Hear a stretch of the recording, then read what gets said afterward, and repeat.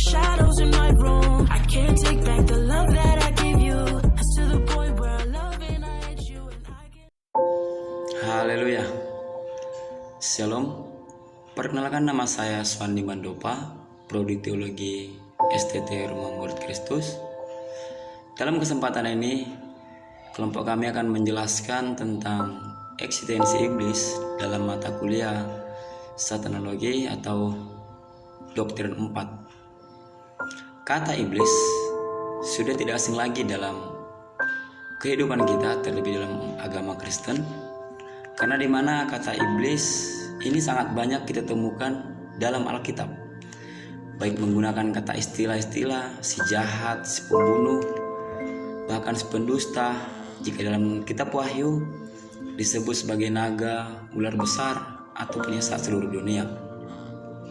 Iblis adalah malaikat yang jatuh dari surga. Sebagaimana kalau kita baca dalam Wahyu 12 ayat 9, dikatakan, dan naga besar itu, si ular tua yang disebut iblis atau Satan, menyesatkan seluruh dunia, dilemparkan ke bawah, maksudnya ke bumi. Ia dilemparkan ke bumi bersama-sama dengan malaikat-malaikatnya dan diusir bersama dengan sepertiga malaikat yang menjadi pengikutnya.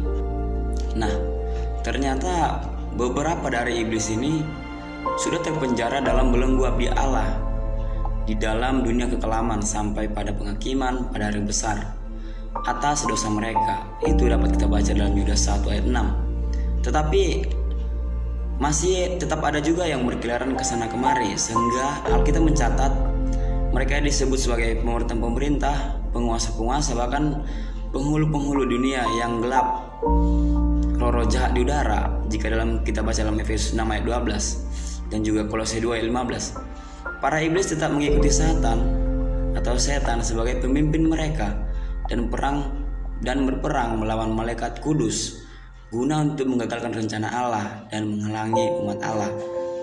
Itu dapat kita baca dalam Daniel 10 ayat 13. Para iblis ini adalah sebagai makhluk roh, mampu mengambil tubuh jasmani manusia, sehingga banyak manusia kesurupan, kerasukan iblis itu terjadi ketika tubuh jasmani seseorang dikendalikan penuh oleh iblis. Setan dan para iblisnya sekarang berusaha menghancurkan karya Allah dan menipu siapapun yang dapat ditipunya. Baiklah, saya akan menjelaskan etimologi pemahaman tentang kata iblis, Satan, dan roh jahat. Yang pertama ada kata iblis. Kata iblis ini dalam bahasa Yunani yaitu diabolos, sedangkan di dalam bahasa Ibrani yaitu Satan. Nah, dalam bahasa Inggris kita bisa tahu yaitu devil. Nah, kata iblis ini berarti penuduh atau pendakwa. Jika kita tahu bersama, iblis ini awalnya bukan ciptaan yang jahat, sebab semua yang diciptakan Tuhan itu baik adanya. Sebagaimana manusia, iblis juga mempunyai kehendak bebas, dan ternyata dia menggunakan kehendak bebas itu secara salah, karena ingin menjadi sama seperti Tuhan sendiri, sehingga jatuhlah iblis ke dalam dosa. Dalam bahasa Latin, nama iblis ini juga disebut sebagai Lucifer. Kita bisa tahu gelar-gelar iblis yaitu naga besar, si ular tua, penyesat seluruh dunia, si jahat, pembunuh manusia, dan si pendusta, ilah zaman ini, penguasa dunia ini, penguasa kerajaan angkasa, dan bapak segala dosa, serta si penyesat. Itulah gelar-gelar iblis.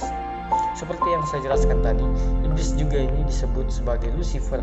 Nah, kata Lucifer ini memang tidak disebutkan secara gamblang dalam Alkitab, namun diterjemahkan dalam kata bintang timur putra fajar. Nah, selanjutnya kata Satan dalam penggunaan huruf besar hanya digunakan 2 kali dalam Alkitab terjemahan baru. Nah, dalam Wahyu pasal yang ke-12 ayat 9 dan juga dalam pasal 20 ayat 2 kita bisa melihat di situ. Nah, untuk akar kata Yunani Satanas yang diterjemahkan menjadi iblis di 34 tempat yang lain di Alkitab.